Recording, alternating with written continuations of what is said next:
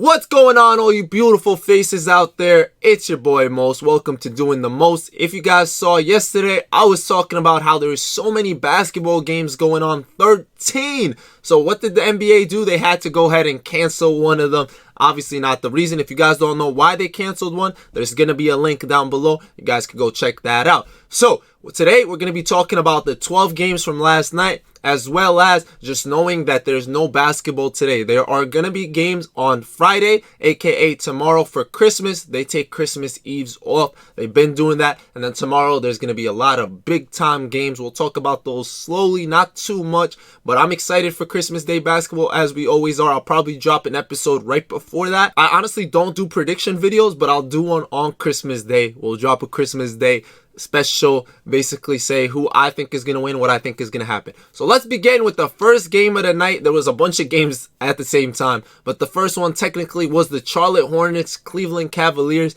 and let's just say Cleveland surprised me out there. They did great. LaMelo, terrible debut, did not do much of anything, but Terry Rozier, man, that's what we got to talk about. One of the high scorers of the night, 42 points. Man hit 10 threes. He was 10 of 16 from the three-point line, 15 of 23 from the field. Man went off ballistic. No one could stop him. He was one of the high scorers. Like I said, he wasn't the highest scorer of the night, but 42 points is no joke. It was great to see Gordon Hayward ball out. He had 28 points, but it wasn't enough. The Cleveland Cavaliers ended up beating them 121 to 114. Colin Sexton as well as Garland played incredible. JaVale McGee had a great debut. Drummond had a monster 14-14 game. That was the first game of the night. Not much to add on that. Cleveland's actually 1-0 so far. Something for Cleveland fans to be proud of. Speaking of 1-0s, guess who's 0-1? The New York Knicks. You probably guessed it. I know you guessed it. That's the first name that came to your mind.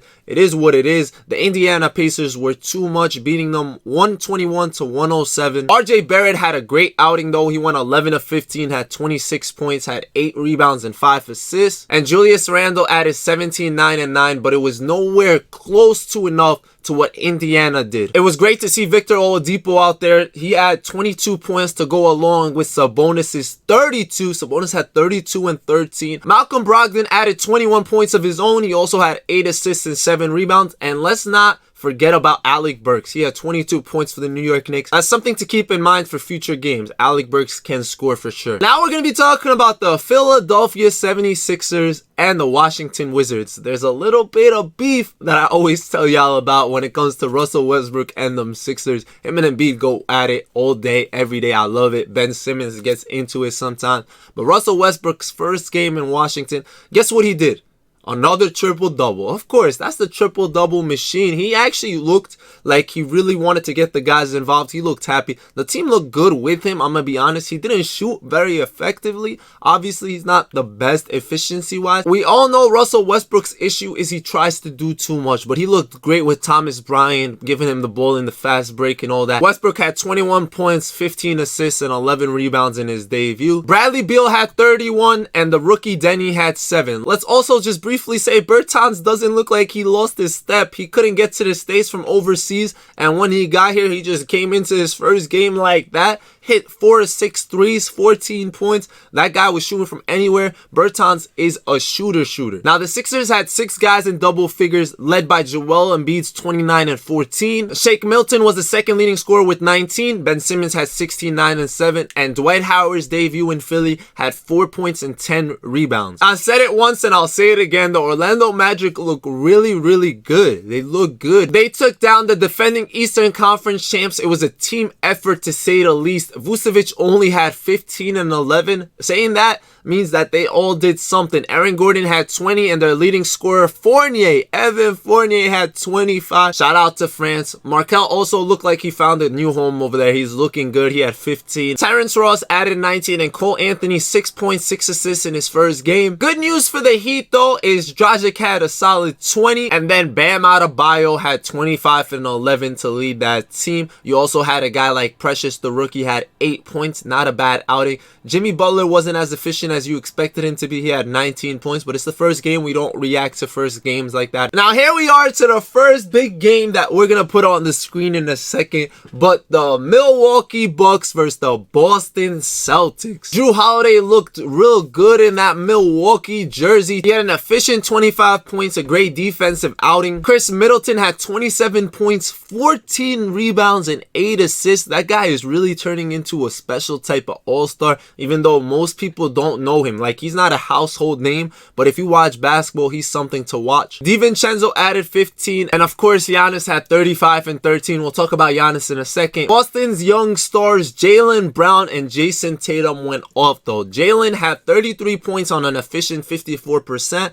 Now, Jason Tatum, however, only shot 42, but one of those 30 points were a dagger. Game winner. Technically the first of the night. It could have not been. I'll show you guys the game winner right here on the screen. As you guys see that, we'll also look right after. Giannis actually had an attempt to tie the game and send it to overtime, and unfortunately for him, it didn't work out that way. Tristan Thompson had 12 and 8 in his first start on another team besides the Cleveland Cavaliers. He looked pretty good over there. Jeff Teague had 19 points in his first game. That was our first really good game of the night. That was the game we expected to be good. It was on TNT. Now we'll go over to the Toronto Raptors versus the New Orleans Pelicans. Now Toronto had a lead for pretty much a good portion of this game. They were up by 10 late in the second half. Kyle Lowry had 18 and 10. Siakam had 20. You had OG and Fred VanVleet both have 3 steals apiece. Aaron Baines had good minutes. He had 11 and 9, but that young New Orleans Pelican team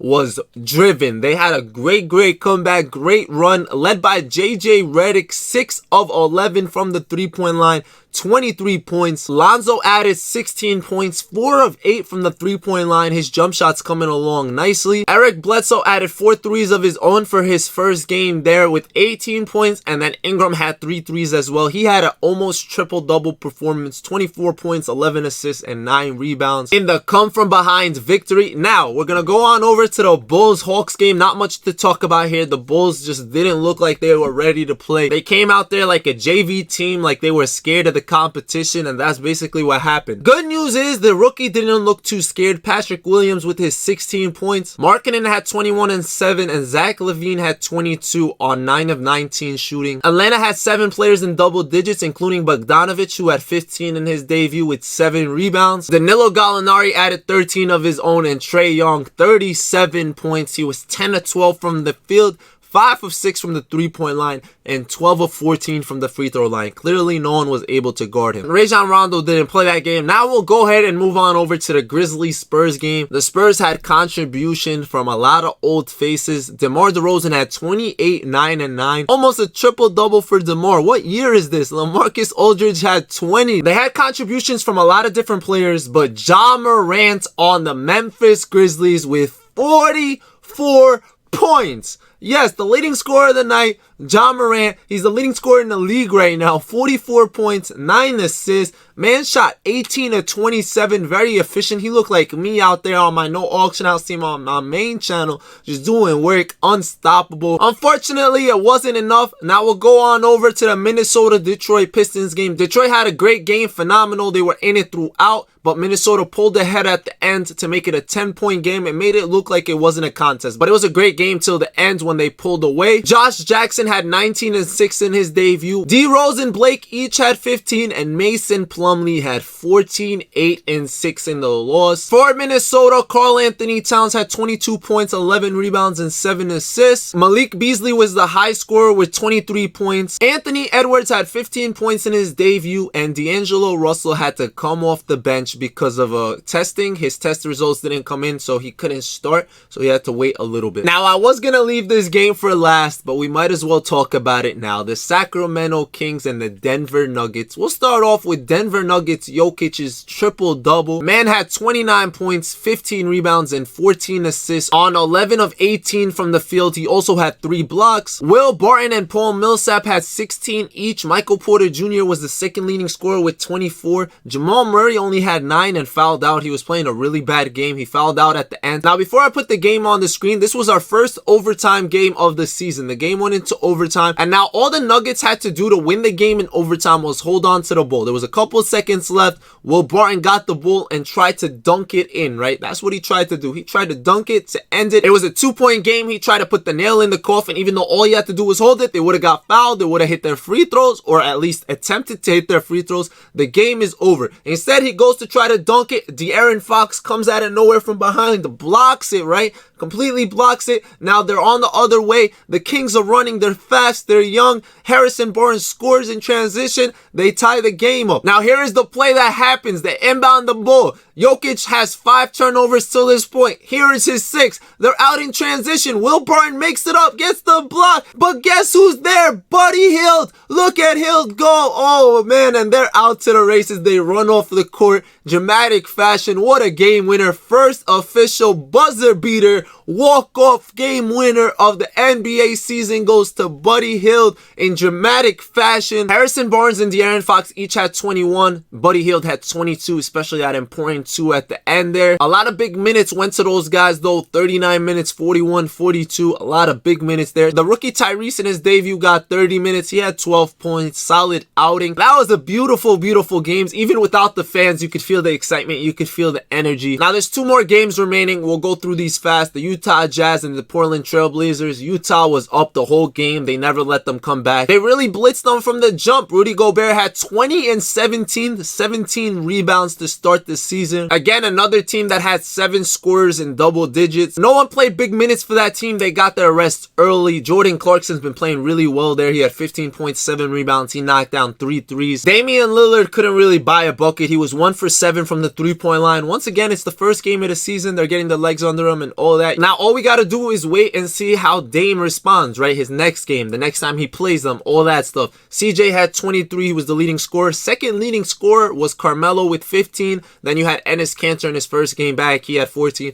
Robert Covington was inserted into the starting lineup but had a pretty bad game. And now we'll go ahead on to the last game of the night. The Dallas Mavericks versus the Phoenix Suns with CP3. The lid seemed to be closed for the Dallas Mavericks, who shot 9 of 37 from deep. Literally 24% from the 3-point line. Luka was 0 for 6. Josh Richardson, whose first game had 2 for 7. Luka still had a 32-point game with 8 rebounds and 5 assists. But the Phoenix Suns start this season 1-0 as they got a 106-102 victory over the Mavericks. No one really stood out like that. Mikal Bridges had 18. Devin Booker was clutched down the end. He ended with 22. DeAndre Ayton had a solid game. Chris Paul's debut wasn't the best, but he was definitely an impact for sure. You got to give him that. Cameron Johnson had 15 points, and then you had contributions from guys like Langston Galloway and Cameron Payne, who both had 11 apiece. So that was a great overall day for the first full schedule